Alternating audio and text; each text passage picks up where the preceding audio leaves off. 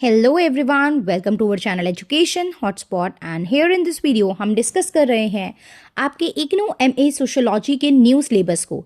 देखिए, जो भी स्टूडेंट जैन 2026 में इनरोल हुए हैं उनका अब सेमेस्टर वाइज एग्जाम होना है।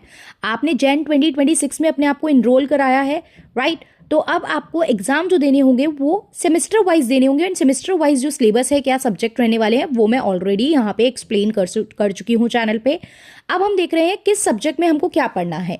फर्स्ट ईयर में आपका एक सब्जेक्ट कोड था MASO 101, जो पिछली वीडियो में हमने सिलेबस देखा। अब यहाँ पे हम देख रहे हैं MASO 102। MASO 101 भी सोशोलॉजिकल थ्योरी एंड कंसेप्ट था, MASO 102 भी सोशोलॉजिकल थ्योरी एंड कंसेप्ट है। वो जो सब्जेक्ट था वो पार्ट 1 था, ये सब्जेक्ट जो है ये पार्ट 2 है।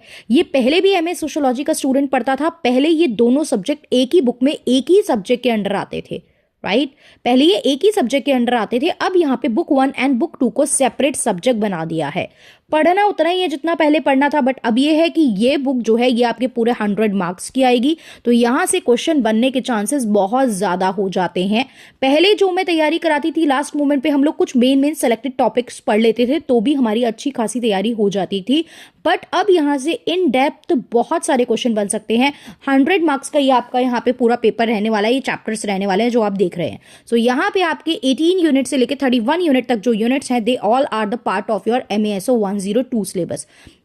एक बार फटाफट से हम नाम देख लेते हैं इन सब यूनिट्स का, एंड देन बाकी तो टॉपिक क्या है, कैसा क्वेश्चन बन सकता है, क्या क्या कंटेंट आपको लिखना है। बिकॉज 10 मार्क का क्वेश्चन में आपको 250 वर्ड्स, एंड अगर आपका 20 मार्क का क्वेश्चन आता है तो आपको 500 वर्ड लिमिट टच करनी होती है in your exam, right? So to achieve that word limit, उस वर्ड लिमिट तक पहुंचने के लिए आपके पास एग्जाम में अपीयर होने से पहले उतना कंटेंट माइंड में होना रिक्वायर्ड है।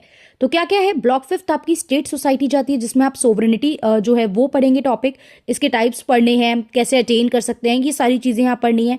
फिर पावर के बारे में पढ़ना है, स्टेट पावर। अब पावर के बारे में यहाँ पे आप देख रहे हो थिंकर, सीधा सीधा थिंकर्स के नाम से सेपरेट क्वेश्चन भी आ सकता है। तो वो पर्टिकुलर थिंकर पावर के बारे में क्या सोचते थे, उनकी क्या थ्योरीज हैं, उनके क्या कंसेप्ट हैं with regard to the power, वो आपको डिटेल में एक्सप्लेन करने हैं। तो Karl Marx, Max Weber, Talcott Parson और बहुत सारे और भी थिंकर्स हैं जो चैप्टर यूनिट 19 में आपको पढ़ने हैं पावर को लेके, राइट? बहुत इंपॉर्टेंट यूनिट है, बहुत क्वेश्चंस यहाँ से बनते हैं, तो इसको अच्छे से करके चलना है। सिटीजनशिप के बारे में देखना है, सिविल सोसाइटी एंड डेमोक्रेसी के बारे में देखना है। तो ये टॉपिक आपके ब्लॉक 5 के रहने वाले हैं। फिर with regard to ethnicity and identity, यहाँ पे अगली यूनिट है।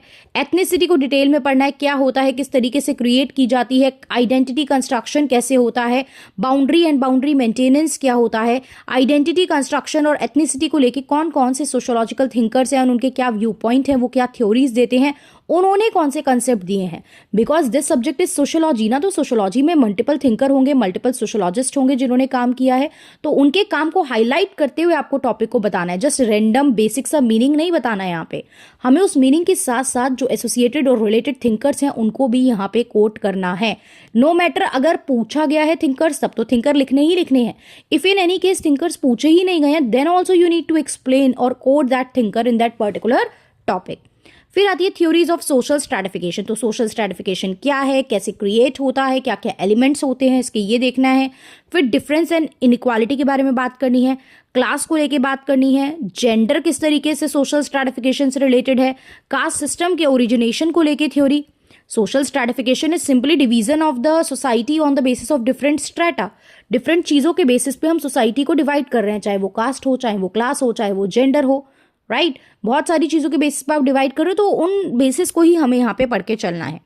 फिर जो नेक्स्ट आता है that is issue of modernity. Modernization क्या होता है, मॉडर्निटी क्या है, ट्रेडिशन एंड मॉडर्निटी क्या है, पोस्ट स्ट्रक्चरलिज्म ये क्या है, जो आप बुक इससे पहले वाले सब्जेक्ट में MASO 101 में आप पढ़ के आओगे कि सोशोलॉजी के डिफरेंट एलिमेंट्स होते हैं, जैसे कि आपके जो थिंकर्स हैं वो अलग अलग आइडियोलॉजी से रिलेट करते हैं, जिसमें फंक्शनलिज्म जाती है, स्ट्रक्चरलिज्म जाती है, राइट? क्लासिकल थिंकर्स जाते हैं, तो उसी में आपके post modernist thinker, post structuralist thinkers, ये होता क्या है ये आप वहाँ पढ़ ही लोगे बेसिक मीनिंग MASO 101 में। यहाँ पे आपको separately post structuralism and post modernism देखना है, तो इनका मीनिंग, राइट? ये क्यों स्ट्रक्चरलिज्म एंड मॉडर्निज्म को क्रिटिसाइज करते थे, फिर इनके अंडर कौन कौन से थिंकर्स फॉल करते हैं, ये हमें देखना है। So this is your syllabus for MASO 102।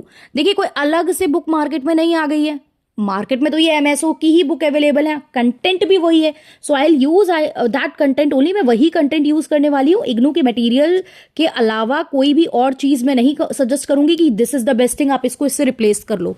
IGNOU के मटेरियल को फॉलो करो, rest I will help you out. मैं यहाँ पे आपको कंटेंट प्रोवाइड करूंगी, I will explain certain topics to you, तो that is more than enough. Don't की पैनिक हो कि आप नई नई बुक खरीद लो, मार्केट में कोई बुक निकाल रहा है और आप बाद में ट्रस्ट में रिग्रेट करोगे, क्योंकि आप बुक खरीद लोगे कॉस्टली बुक्स। अगर देखो नॉमिनल प्राइस है, आप खरीद लो, कोई बात नहीं, ठीक है, आप हेल्प ले सकते हो, रेफरेंस ले सकते हो, बट कोई कॉस्टली बुक के लिए भी आपको जाने की जरूरत नहीं है। बिकॉज होगा क्या, क्योंकि वो इग्नू का ही मटेरियल कॉपी पेस्ट होगा। मैं भी जो नोट्स देती हूँ, मैं कुछ नए नए एडिशन करती हूँ, बट बेस तो इग्नू का ही रखती हूँ ना, क्योंकि अलग से थोड़ी कंटेंट हम रेडी करेंगे। थिंकर्स के बारे में बात, चीजों का meaning, that will be the same thing ना। तो द पर्पज इज कि आपको आसानी से चीजें समझ में आ जाए, जो चीज मैं आपके लिए बिल्कुल पूरी कोशिश यहाँ पे करूंगी, सारे सब्जेक्ट का सिलेबस कवर करवा के हम लोग important topic of all the syllabus and सारी यूनिट्स को भी हम लोग यहाँ पे पढ़ना स्टार्ट कर दें। Clear? So yeah that's all, thank you everyone, see you in the next class with the next syllabus discussion.